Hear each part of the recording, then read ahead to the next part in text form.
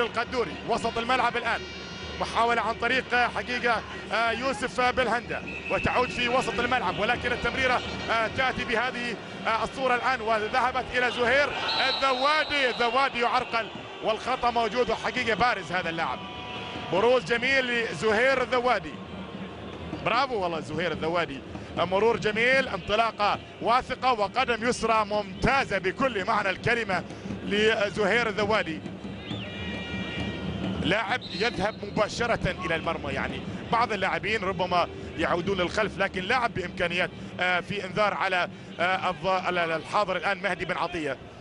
مهدي بن عطية طبعا في أودينيزي الإيطالي، بدأ في مارسيليا الفرنسي، كليمو الفرنسي، ولديه هدف واحد في مع منتخب المغرب، وكان ذلك في مباراة الفوز الكبير في تصفيات هذه البطولة على الأشقاء الجزائريين ب4 أهداف نظيفة. ضربة حرة مباشرة موجودة، كرة خطيرة،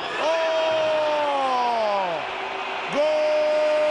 لم تخسر لكنها لم تفز، وودعت من الدور الأول في البطولة الأخيرة في أنغولا 2010، وبالتالي فوز بعد 5 مباريات لم تحقق فيها تونس. وكما ذكرت آخر حالة فوز لتونس قبل مباراة اليوم حتى الآن كان الفوز على جنوب أفريقيا في 2008 في غانا 3-1. كرة جميلة ملعوبة في المكان السليم، كرة جول!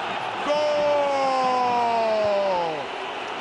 هدف ثاني لتونس،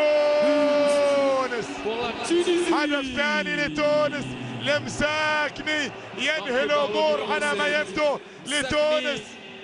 هدف ثاني، هدف ثاني لنسور قرطاج الكرة الماضية، وتكلمنا عن المهارة الفردية ليوسف المساكني، تقدم بهذه الصورة. الكرة كانت قوية، مرت وعدت، وكان الهدف للمساكني اللي مرور. يا سلام يا سلام على المرور وعلى النظرة وعلى وضع الكرة بهذه الصورة. تأتي المهارة التونسية ليوسف المساكني يسكن، لكن حسابات سامي الطرابلسي كانت ولا زالت بالفعل رائعة في مباراة اليوم. هنا محاولة عالية، الكرة خطيرة موجودة، جول!